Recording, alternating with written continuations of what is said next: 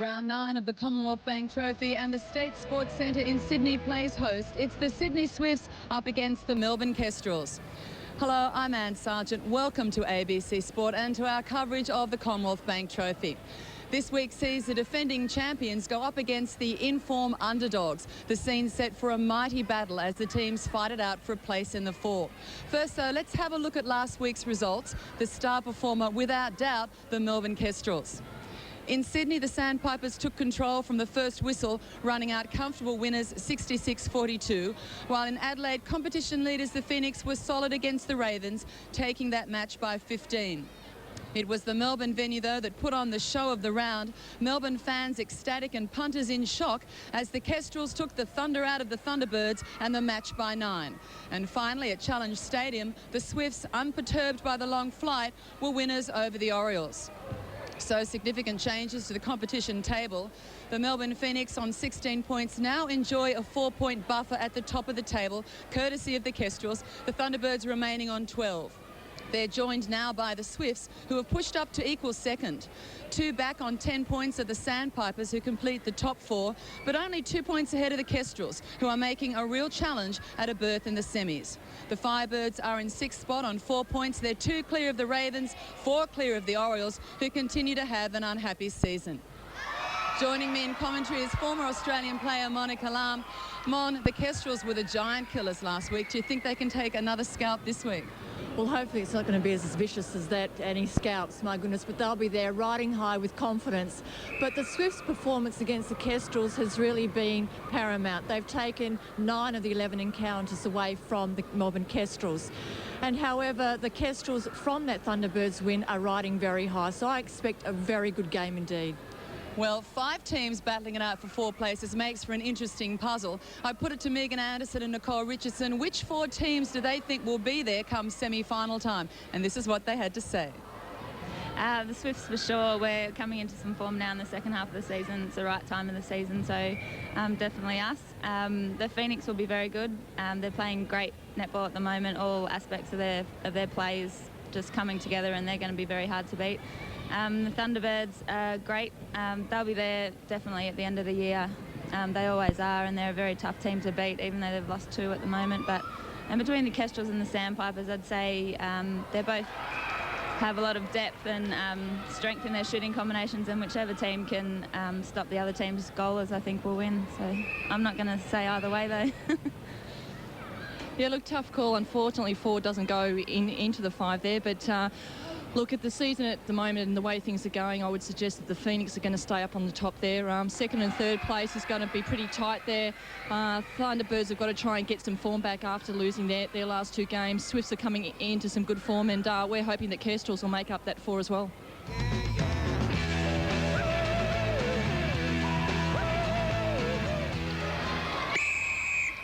Round 9 gets underway. The Swifts clashing with the Kestrels. The Swifts equal second on the ladder. The Kestrels in 5th position and wanting a higher position. Umpires for this match, Donna Davey, Annette Smith. Donna Davey left of screen, controlling the Swifts circle. Swifts, of course, in gold and blue as Cox puts up the first shot of the match. And Monica, the Kestrels ended their 6-match losing run last week. Do you think it's a change of fortune or just a nice change temporarily? Well, it's not taking anything away from the Kestrels. I think it was perhaps the Thunderbirds were in second gear as we see Kestrels answer that first goal, and I believe that they will stick very closely, the Kestrels, to the Swifts for the first perhaps half a game, and I think the Swifts will take it away. One note for the Melbourne Kestrels. They're unable to start this match with the same starting 7 that took on the Thunderbirds. Sinanil injured. As we take another look at Ali Broadbent wind up the arm. Beautiful ball to find Cox in great position on the base. Broadbent, of course, back on court for the first time in a few weeks. She's had surgery as Illich replies at the other end. So already the scene is set for a great battle. And the long option of those passes coming in have allowed the defenders to overturn those balls. Annette Smith signalling the offside. Or Doyle thought it was offside. It's actually outside the circle. Selena Gilson put out for contact. Now it's in Burton's hands. Misses that one, but the challenge nice from Doyle on the rebound. She steadies.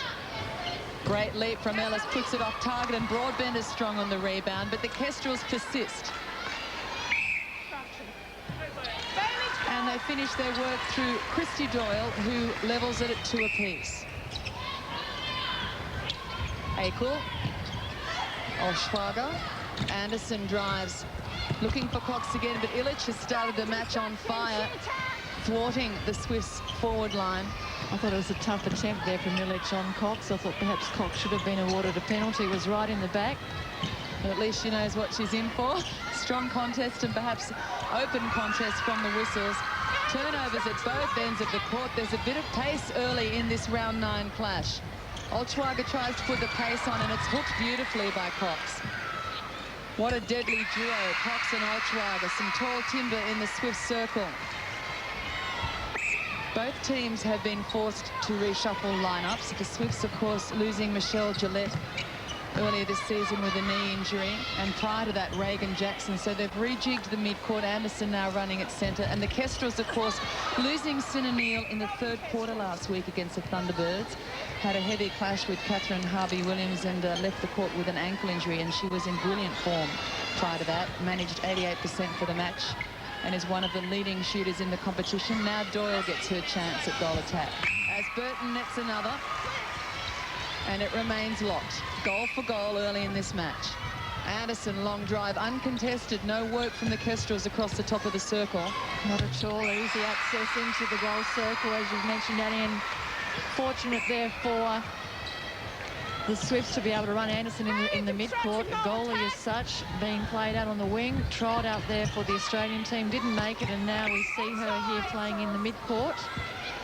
Well, a really different season for Megan Anderson, who had high hopes, as you mentioned, of the national team, and now is really working to develop her game through the middle. Interesting, she needed 4 goals, or needs 4 goals, to put up her 1800th shot of the career. Well, she won't get it from centre, let me tell you.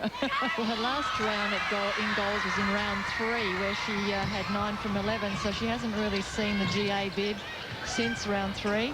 Bit of a defender's game early in this match as Ellis took a beautiful intercept. Midcourt, Anderson looking for the offload. Olschwager coming through there. Mishandles, turned over. So both sides being spoilt in attack by ferocious defence as Doyle steadies, drops it nicely. 4 apiece, nothing in it, but plenty of pace.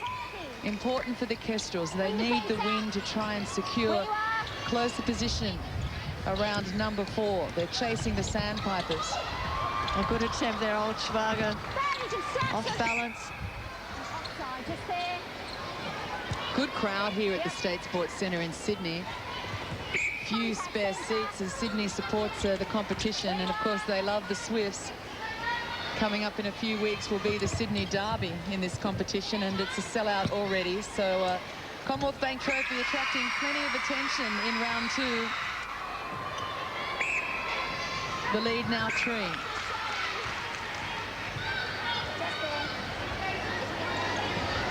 Leah Van Rensburg at wing defence for the Kestrels. We were expecting Melanie Vivian to line up there, although last-minute changes placed Leah Van Rensburg, and I apologise, but we had no time to try and find out what the story was there, whether it's illness or injury or just a tactical move. With the wing. Gilsonen. Akel, open play to Cox as Illich falls off the challenge. Oh, the long arm of Olschwager cleans up the baby-faced assassin. From South Australia, doing very well here for the Sydney Swifts. Last week's performance, 16 from 21 at 76%. It's been welcomed with open arms by Sydney fans. A favourite with the juniors. Nice hold from Burton, steady on the baseline. Brilliant pressure from Ellis, but it doesn't stop the young Kestrel shooter, who's on 5 from 7. Anderson. Good attempt there, yes, from Richardson up against Anderson. 4 penalties against Richardson places her as the most costly on court. Just a little frustrated early in this match. Anderson holding her own at centre. Yeah, I am really quite surprised, as I mentioned earlier in the call. Started out in the goal shooting role and was quite prominent in South Australia for a while there.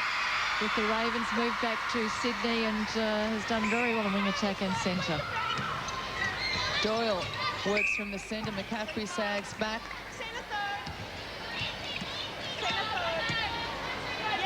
Gilsonen to take the penalty. Broadbent.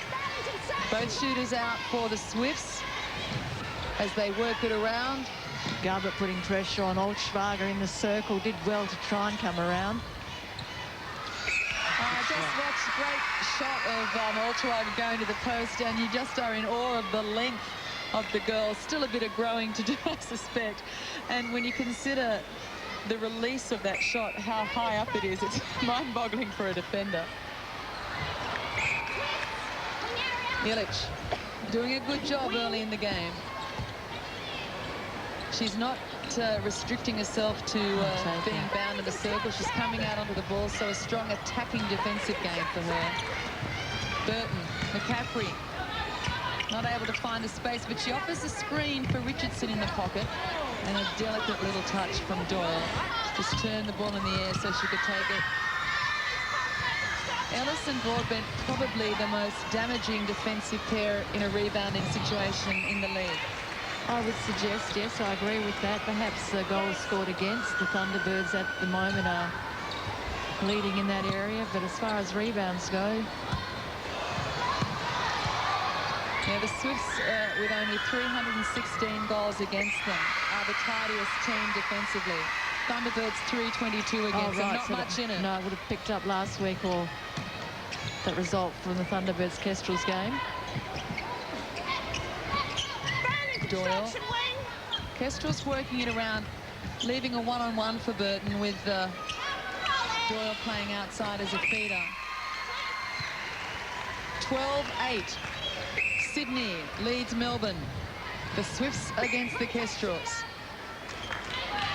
Turnover then, yes. Great to see that in round 2 of this competition, some of the critics have been silenced. 5 teams now pushing for places. There was some talk that it was a very divided comp, a top 4 and a bottom 4, but we're seeing an interesting puzzle at the top half of the ladder, and the Kestrels are determined to keep it that way. McCaffrey, and that was too easy.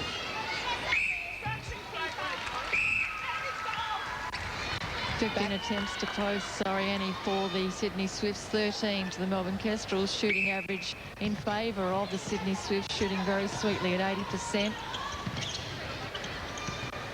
It's back to 3. The Kestrels have scored the last 2 on the trot. They have the centre, so possession gives them the chance to be 3 in a row. Into the corner to Richardson. The screen is on from Doyle, who holds Ellis out of the contest. And Burton brings it back to 2. Less than 2 minutes remaining in this quarter. The Swifts lead the Kestrels 12-10. Altschwager thinks about giving it to Cox, but you can see the workload being put out by Ilic. Into the corner to Akel. Cox opens the top. Beautiful ball. And it's back to 3. Altschwager allowing Cox to dominate in shooting, has put up 4 from 6.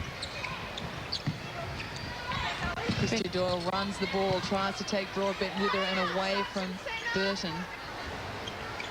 Well weighted there from Doyle. I've been impressed with her first quarter performances. Played a steady game. I guess on a personal level, it's important for her to try and make her mark back in goals. She's been sitting behind Neil and working at wing attack while McCaffrey's been out, and it's an opportunity, should she want to take it up, to impress with the GA patch on the back. That's a distance call, obstruction against Ellis. Doyle with a second opportunity, makes no mistake, it's back to 2.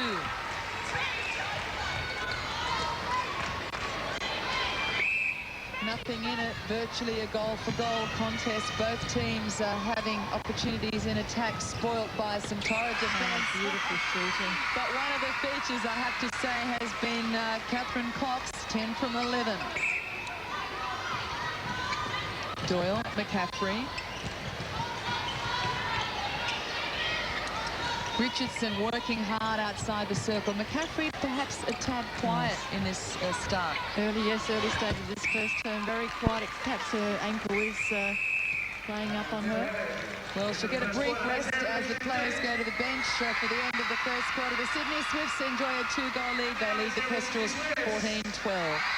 And let's look at the first quarter stats for the home side, the Sydney Swifts. And if it were not for Catherine Cox, perhaps the story would be somewhat different. 10 from 11 for Kath Cox, 91 shooting percentage for her. Sensational. Olschwager has backed her up in the first 15. Not much at the moment in the penalty count. Perhaps the culprit for the Sydney Swifts at the moment, Liz Ellis. But at the moment, the Sydney Swifts looking rather smooth.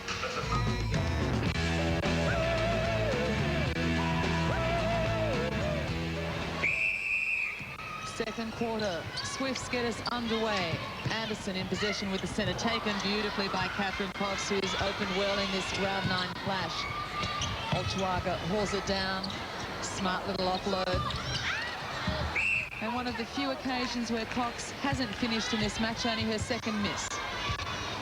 Catherine Cox needs 32 goals in this match to reach 2,300 competition goals. Now she averages about 30 against the Kestrels. So she should almost be there right in the end of the match. Yes. But right now she's out of play. Richardson, no changes to either team from their starting sevens. Burton, McCaffrey. She's having trouble swinging on that ankle, pivoting, moving into the pocket. She looks very... She normally has quite a blistering takeoff, and I just think there's a little sting out of the game. So perhaps tentative as Ellis comes down with the rebound. How unusual. Anderson holding that one up very smartly, waiting for the penalty to be set up by Gilsonen. Screen offered by Olschwager allows Cox the move. Oh, they swing it beautifully outside the circle. The shooters with very little to do will serve that up on a platter. Smart work by Anderson and Akel. Was smart work, Annie, because Anderson took the middle of the goal circle, but the inside, the advantage position, well picked up. Van Rensburg, parallel to Garbutt. Richardson, as always, with a huge workload. Next to the wing attack. Next to her. Bryony Akel. That was her first penalty there. Burton to the post. Rings out. And it'll be a Swifts throw in as Ellis steps up to the line. Amanda Burton with 8 from 11. Long ball from Broadbent. Olschwager looks for the inside cut and decides wisely to hold up the release of that ball. Goes to Cox. And doubly wise when you see the result. So good control from the Sydney Swifts. Two good options in Akel and also Cox. Cox was the final offer. Cox is shooting 12 from 15, 80%. She's been their salvation. Olschwager, the feeder, mainly to Cox at this present time at 67%. And that's something new I'd suggest for Jane Olschwager. Obviously, with her stature, she's often played the role Cox plays in various teams. But in the Swifts lineup, has to work her expertise as a feeder and more court craft. So some real development happening there for the young Australian squad member. Australian squad this week had a bit of a run against England preparing for Commonwealth Games. It was a closed-door training situation, but my spies tell me it was just one the difference. Swifts also had a run across 6 quarters, and I think they lost that encounter. But England perhaps with a little stronger game, less float, more hard-line play. As we return to the challenge from the Kestrels. Burton 8 from 11. Doyle 63%, but they haven't had many opportunities going down court, really. Ooh, and that ball resisting the close shot falls out. Swifts keep possession with the throw-in, though. And another chance. Long ball to Gilsonen to swing play. Nice speed. Yes. Nice speed and a great take, and it really forced Illich to play the body. A few drives down court. Cox has been taking the main focus out of the goal circle. She's the first offer. Olschwager's been dropping back. to the difference at the end of the first quarter, but the Swifts have started the better of these two teams in this second period. The lead now out to 5. Doyle, long-range shot, backs herself. Drops it short, air ball. Stat still goes on her sheet there. 5 from 9 for Christy Doyle.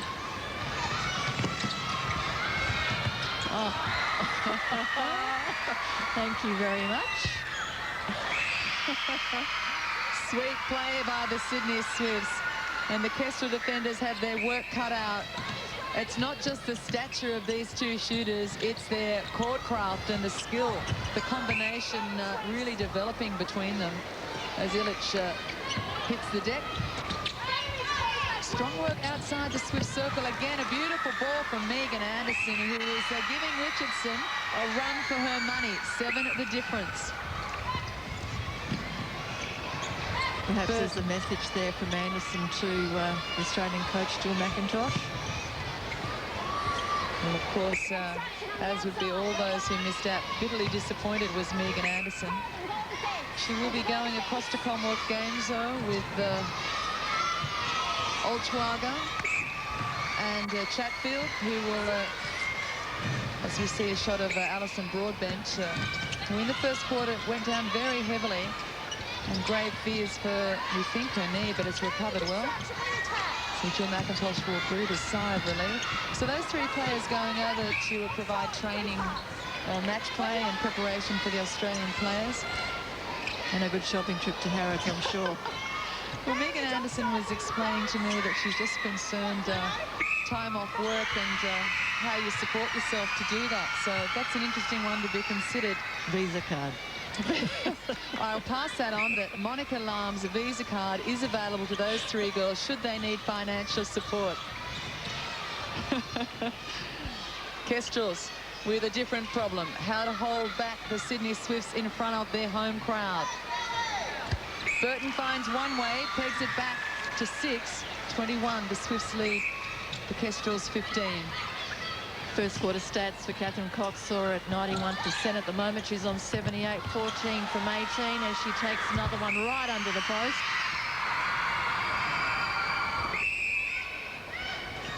Kestrels centre.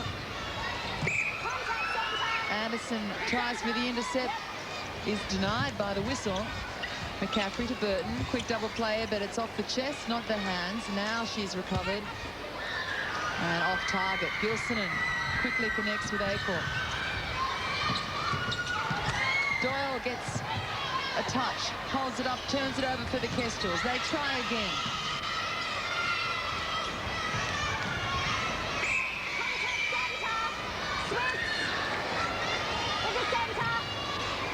McCaffrey out of play. Ellis takes a penalty. Gilson. Cox under pressure from Illich, and it's a throw-in. No penalty acknowledged. Akel. Cox with the spit. Manages the offload, but Garbutt reacts just enough. So this will be the 3rd time the Kestrels have turned it over. As we have a look at the changes to the Kestrels lineup, Doyle has moved to wing attack. Thwaites has come on at goal attack. McCaffrey has moved to centre. Richardson to wing defence. That came as a result of a timeout called by Christy Doyle. And just reminding viewers that if a player calls a timeout and then changes are made by that coach, they must involve the player who called that injury time. So the Kestrels have reshuffled the pack. Van Rensburg has gone to the bench. New goal in combination for the Kestrels. Good attempt there from Akel. Illich backed up well. McCaffrey, who's had quite a slow game here to date. Richardson moving it forward, Thwaites. And Doyle moving it in. Burton setting up. Little congested in the Kestrel circle, and Ellis makes them pay. Ellis coming through. I'm sorry, and Ellis coming through really strong. That's just her forte. Backs her judgment and carries it to the end. I think, too, she's intuitive enough to sense new combination. They're unsure. They hesitated. Drives it out onto them. Quick hands from Oltwaga. Illich earns that one. Long ball to Richardson. Thwaites. Burton. McCaffrey, who will now be testing that ankle well and truly. Thwaites offering some height in the Kestrels lineup. He's on a par with Doyle, but now they have some height across that attacking transverse line. Burton grabs one back. It's back to 5. And here comes Illich. Look at her determination. She backs it. She sprints to it. She passes it on to Doyle. I think she enjoyed it. Most of the game she's been trying to tackle that high ball. It's been painful. And she's enjoying running one down. Kath Cox, 16 from 20. 29 attempts to the Sydney Swifts. Well, the Swifts having the better of this second quarter as Cox pushes out that buffer. The Swifts at 80%, the Kestrels 66%. That tells a bit of a story of this game. Opportunities not plentiful, nor being used well by the Kestrels.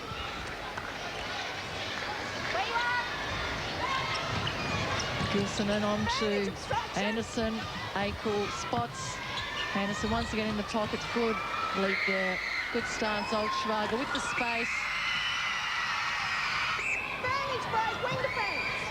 Just 2 minutes on the clock till half-time. Beautiful ball fired in from the hands of Cox. Great take from Oltwaga, though. Wasn't finished off. Oltwaga holding, now drives the ball. And the call goes against Noelle Garbutt. Garbutt fairly tidy at the moment, yes. But Swifts, Cox propels it. Oltwaga collects it. McCaffrey. Long ball to McCaffrey in the corner. Well done there by Thwaites, right under the post. Must be successful on that one. Well, Mon, you raised the question of McCaffrey. Well, I'm just wondering what the Kestrels can come up with. Anne Harrison, more a defensive role, may come on at wing defence for them, which would see Richardson go back to centre. But as we have a look at Anderson, Bit adventurous, don't you think?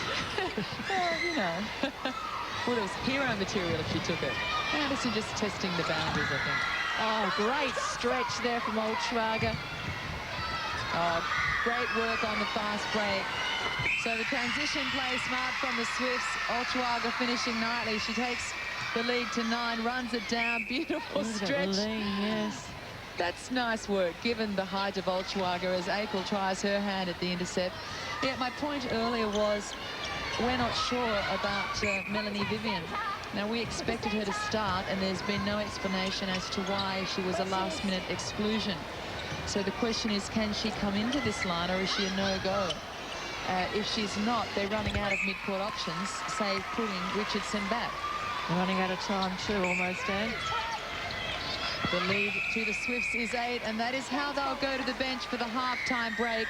That quarter dominated by the Sydney Swifts. They enjoy a 28-20 lead over the Melbourne Kestrels. Let's look at the half-time stats between these two sides. Swifts up against Kestrels. Penalties, the Sydney Swifts there taking the lead, and a lot of those penalties going to Gilson and Broadbent and Ellis. Responsible for that. Rebounds much the same. Turnovers 12 to the Swifts, 11 to the Melbourne Kestrels. But it's the goal shooting percentage that's really winning it here for the Sydney Swifts today. 80% shooting average to the Swifts, 71 to the Kestrels. And the score at the moment, 28 plays 20.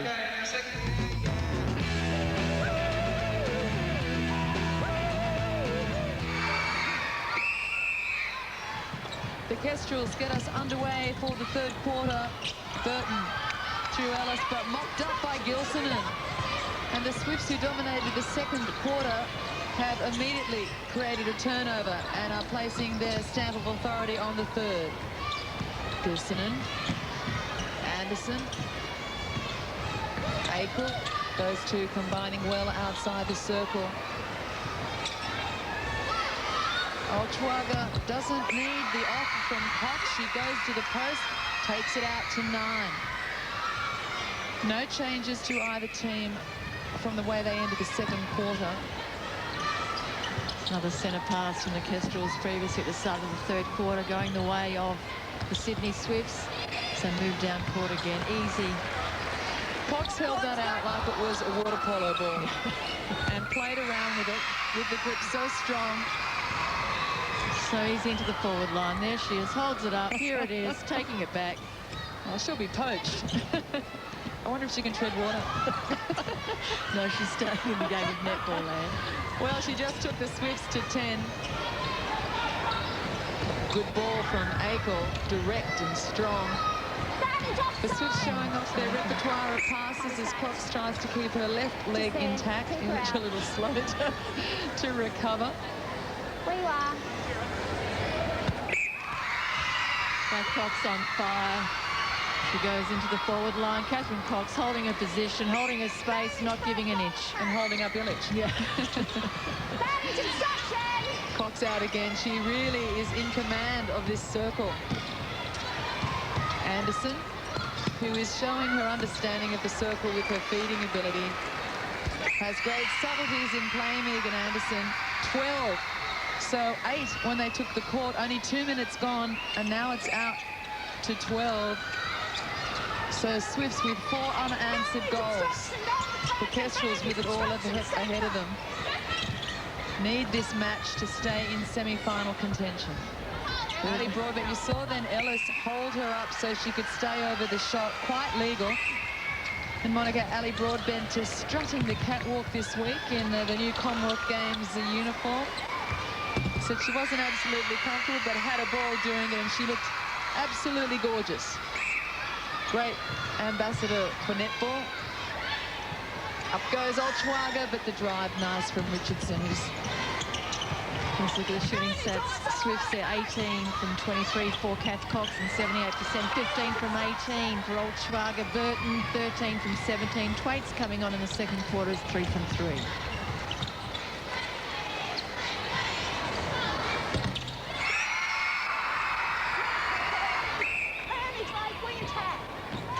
Seeing this game here today, they would wish that they were playing the Kestrels today rather than last week. Oh, what a difference a week makes. Going to the forward line, Akel with a long one to Olchwaga. Looks at her footwork. Lovely shot then of Cox clearing room at the post for Olchwaga, and that's what the game's about, opening spaces. Burton, steady as a rock, holds it up, checks for Thwaites. He's 5 from 6 at 83%. So hasn't made many mistakes in goals since coming on, just finding her feet on court. Big step up for the young 15-year-old. Akel, beautifully weighted ball to Anderson. They just wait for something to come from the shooters. Yeah, you can't fight that one there. Olchwaga with the height and the elevation. With the pressure coming from Illich. Almost a shirt front.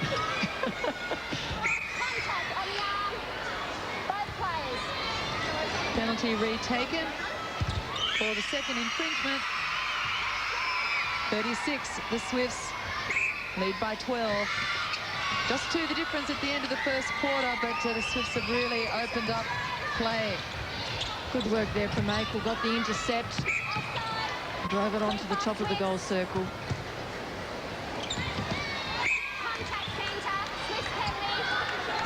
Penalty will go to the Swifts. Richardson out of play. A little complacent, Catherine Cox. Illich's positioning wasn't that well set up either. She gave Cox the advantage of space. Catherine Cox now at 73%, which is just about where she's been averaging to date this season. Burton, top of the circle. Broadbent collects that obstruction there, and at the moment the penalty count in favour of the Sydney Swifts, 32 penalties, 19 to the Melbourne Kestrels. Broadbent with 8 penalties against her name. Ellis with 7. Smart work by Thwaites, who just waited to the last, then popped the post, so she's reading the play well. Olchwaga off the line. They back play to Broadbent. Have another look. Good composure in the Swifts forward line. Plenty of options. And despite the height of their shooters, they're not overplaying the high ball. There's a lot of strong movement work, and I think you can put that down to the specialist coaching they enjoy from Nicole Cusack, former Australian player, who is their shooting coach. And what a beautiful mover she was, and may still be, but we're not having the pleasure of watching her play lately. That's where the Swifts have gathered strength in this third quarter. They are moving the ball with much ease into the forward line, not forcing, creating spaces. The Kestrels, on the other hand, are virtually running on top of each other. Well, that one was coughed up by Christy Doyle. Thwaites was holding under the post, just waiting for the ball to swing around, and actually there was a window of opportunity, but Doyle a little late in catching it. And can they make them pay? Olschwager does just that, puts up her 19th. Just have a look, you see there, Thwaites forced on hold, but the feed came in late. Ellis. It's the wrong option on the feed as Illich takes an intercept down the other end of court. Olschwager. Illich trying to make sure she sets the penalty in the correct position. A feature of the 2002 season. Interesting that Olschwager is now sharing the goaling responsibility with Cox, 19 apiece. And cast your mind back to the first few minutes of the first quarter, and it was really the Cox show in the forward line. Thwaites forced to take a longer range shot than she had intended, but doesn't bother her. 7 from 8. So attempts to post at the moment, well and truly in favour of the Sydney Swifts. 50 trips down court, I'm sure, more often than not, attempts to post. Once again, no contest through the midcourt from the Kestrels. They're exposed through that area and allowing the Swifts too much uncontested play. That, of course, makes it pretty comfortable when they take the shot. They haven't had the pressure of trying to work it through. Garbutt collects the penalty. Another one for Olschwager. 20th goal for Janie Olschwager. Anderson with options aplenty. Akel, Broadbent or Gilsonen. Pick a player. Oh, great drive on that ball to Cox. And the accuracy perfect. Just had a fine game. It's a bit like shelling peas at the moment for the Sydney Swifts as Cox is on 73%, Olschwager 83%. And Thwaites tries to retrieve and keep that ball in play. Scrimmage in the middle. Swifts come up with it. Oh, great stretch. Cox, they're unable to finish. It promised to be something special, but another time.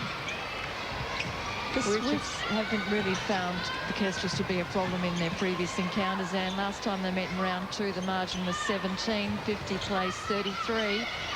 And I think defensively, once again, we've seen Broadbent and Ellis just put the pressure on them and set up the play for the forwards. Cox and Olschwager finishing it off, and their midcourt has been very strong also. I guess in the Kestrels' defence, they've really had to shuffle the pack coming into this match and throughout. So probably a night they'd like to put aside, but certainly historically, the Swifts with 9 wins out of 10 encounters, 1 draw between them. Burton with 15 from 19 and Thwaites 7 from 8 as Illich goes down heavily, and Cox is asked to step to the side. Anderson straight into Cox, and Cox straight into Illich, and that's the end of the story. I don't think we need to explain why Catherine was temporarily out of play.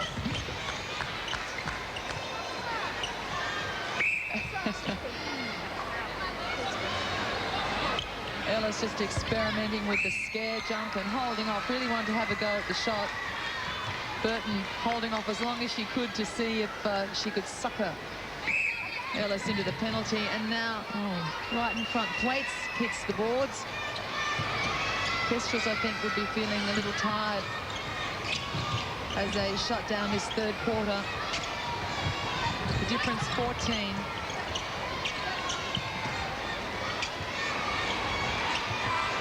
So as was the case in the second quarter, the Swifts have dominated in this third. Akel, Oltwaga. Well, Cox knew where she wanted to put it, but couldn't get the Kestrels defenders back the distance to offload the ball. Doesn't need to.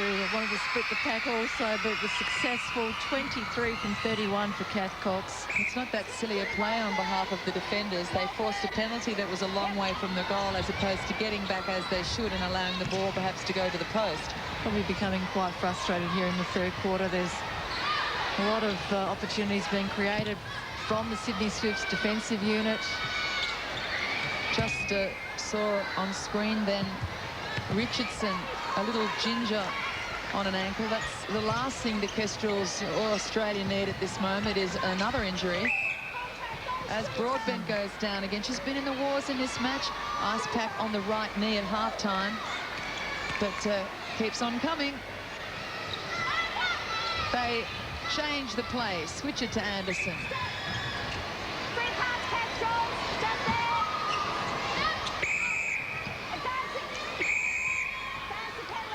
Penalty set further forward by Donna Davey, and wasting precious seconds while it gets organised. And Richardson looking frustrated. Thwaites floats one off the bat. Was probably not going to eventuate into anything special with only seconds on the clock, and they go to the bench at the end of the third quarter. The Sydney Swifts in control. They lead the Kestrels 43-29. Third quarter statistics: Melbourne Kestrels, the away team, up against the Sydney Swifts. And Burton, 17 from 21. She's been on for the game. Thwaites coming into the game during the second quarter, 7 from 8. Whilst it's a good shooting average, not many opportunities created. 38 attempts to post in total for the Melbourne Kestrels. Penalties, very much the same. Garbutt and Illich responsible, as well as Richardson for the majority. A hard task here for the Melbourne Kestrels. Swifts leading by 14.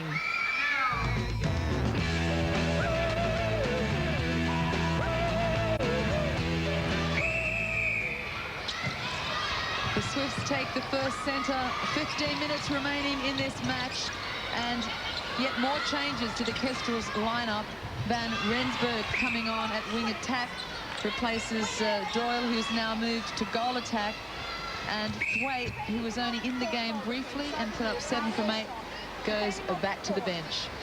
So it's some constant positional bib changes in that Kestrels lineup. A very difficult night for them. Injury and illness taking its toll. Van Rensburg feeding to Burton. And remember, she started the game at wing defence, then was removed. Now she's back on at wing attack. Burton has been a constant for the Kestrels at goal shooter. But the Kestrels are really starved of possession. Have had only 39 opportunities. The Swifts 57 chances at post. Oh, a little hop from Catherine Cox, who really had no choice. She was off balance and just trying to juggle it. The shooting percentage is identical. Nothing in that, 77% apiece. It's just the lack of opportunity for the Kestrels. Illich playing her heart out at goalkeeper, and I think also Garbutt trying to assist her. As we've mentioned, Dan, it's just been coming in thick and fast from the Sydney Swifts all down court. They've had strength in every position. Swifts seeing no need to change their lineup from that which started the game. Just 2 the difference at the end of the first quarter, but the Swifts won the second and third quarters by 6 goals.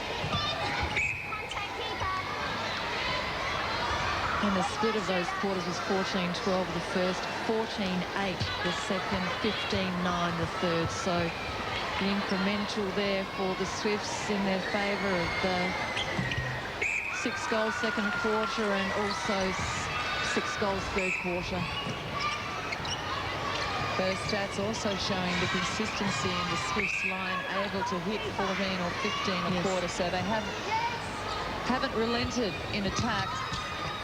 Cox steadies.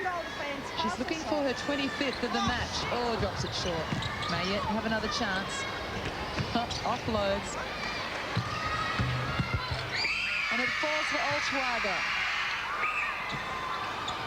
Oltwaga, strong shooting, 23 from 20. He's only missed the 5. Kath Cox. Also strong performance from her. Sensational shooting, 27 from 37 for Catherine Cox. Well, if she doesn't hit 32 in this match and that 2300 milestone we've been talking about, she has nobody to blame except Oltwaga, who's been greedy enough to share the shooting role beautifully. So there's good news and there's bad news in the story. I don't think Julie Fitzgerald would mind. She probably doesn't care if Kath Cox reaches her 2,300th goal this game. Catherine probably doesn't care either. It's just the obsession with the stat sheet. I feel bound to raise it. It's a pretty number. But you're right, there's no point. There's always another milestone after that. Kestrels making a fine challenge in this final period. Had the chance to take it in. It's stepped in by Burton and catches Alison Broadbent napping. Margaret Lind, Kestrels' coach, must be wondering what she did to reap the misfortune of injuries in this match and what to do to halt an informed Sydney Swifts. The Swifts hit 51. Great take from Kath Cox. In round 1, they managed 50 against the Kestrels. So with just under 6.5 minutes remaining, they've already surpassed that total. Good stretch from Broadbent. Oh, doesn't bother Christy Doyle, who now back at goal attack where she started the match, has put up 7 from 11. Remembering though, she started there, then she moved to the wings. Been a lot of shuffling throughout this game. Anderson with the setup on the sideline. Good movement. Oltwaga. Space. There's some pretty circle rotation happening in the Swifts goal. And once again, I have to suggest it screams of a Nick Cusack influence. But it's very important with 2 such tall shooters that they are able to show their versatility in how they play that circle.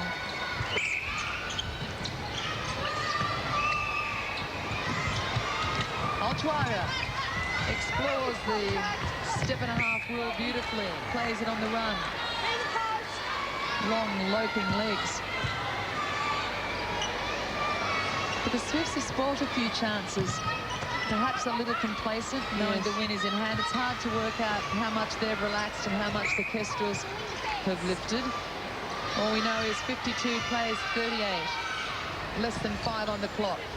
It's not the result the Kestrels wanted. They came, as we mentioned earlier, off a 6-match losing run to turn it around last week and take the Thunderbirds, and they dearly would love to have gone on with it.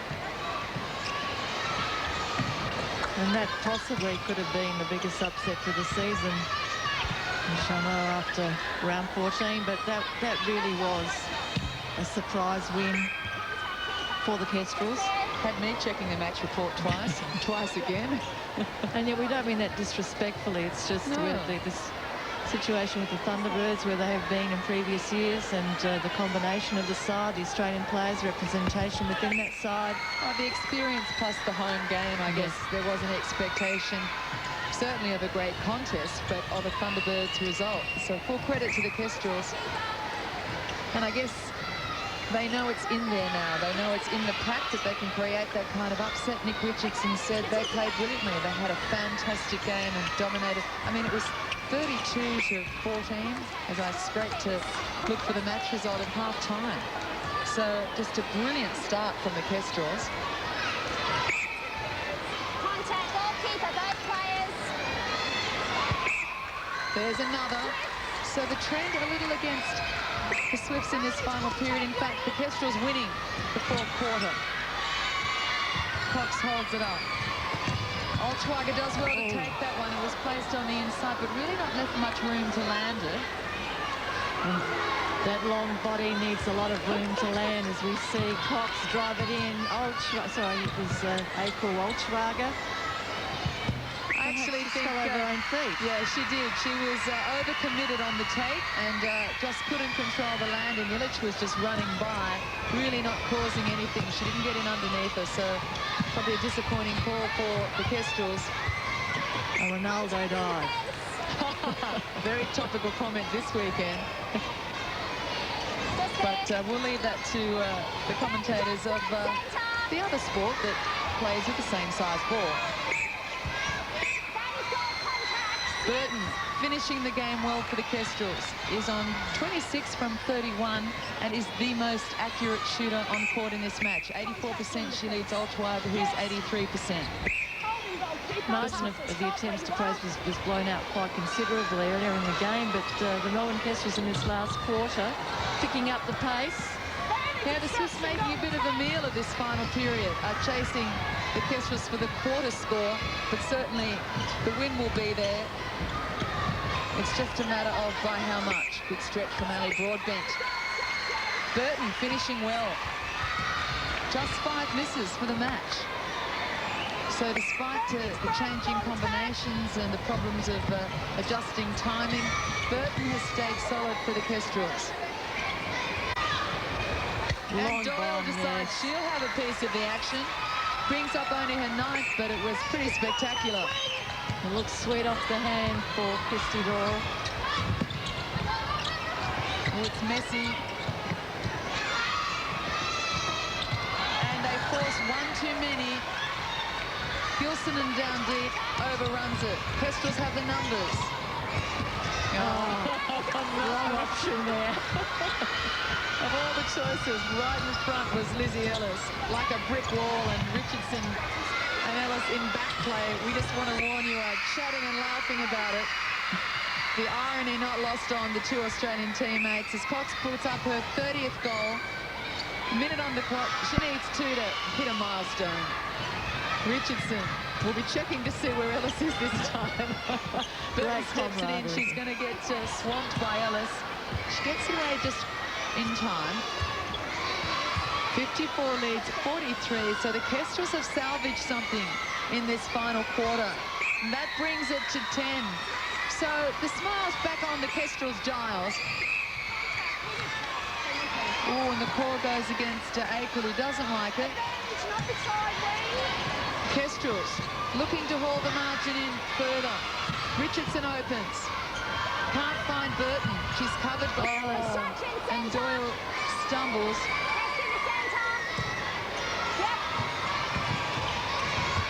Christy Doyle, long-range shot. She takes it. Beautiful shot.